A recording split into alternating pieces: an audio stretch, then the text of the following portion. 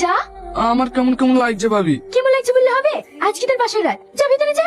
তুমিও সাথে চলো না ভাবি।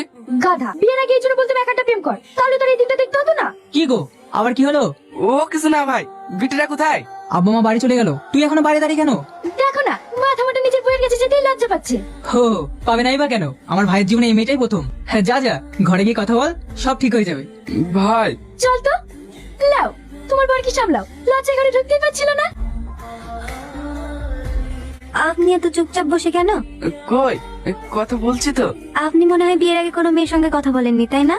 না না, তুমি কারোর সাথে কথা বলেছো নাকি? এক সেকেন্ড। হ্যালো, কংগ্রেচুলেশন ভাই।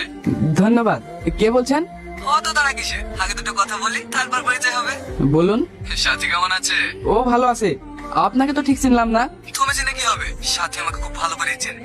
ফোনটা কেটে দেন। কেন? প্লিজ ফোনটা কাটেন। এই তো জেনে ফেলেছে। সাথী, তোমার ঘরে দিলটা কেমন আছে গো? অনেক মিস করছি ওটাকে। দয়া করে আমার জীবনটা নষ্ট করো না আজিজ, ফোনটা কেটে দাও। আমাদের এতদিনে ভালোবাসা তুমি ভুলে গেলে সাথী? কি উল্টো পাল্টা বকছিস? কে তুই? নাম তো জেনে গেছো। একটা ভিডিও পাঠালাম, মুখটাও দেখে নাও। কি করছো আজিজ? কই কি করছে? কফিতে কি মিশিয়েছো তুমি? কেমন আছে ভিডিওটা? ফেসবুকে শেয়ার করলে কিন্তু অনেক লাইক আসবে। দেবো? আপনি আমাকে ক্ষমা করে দেন। সরিস আমার কাছ থেকে।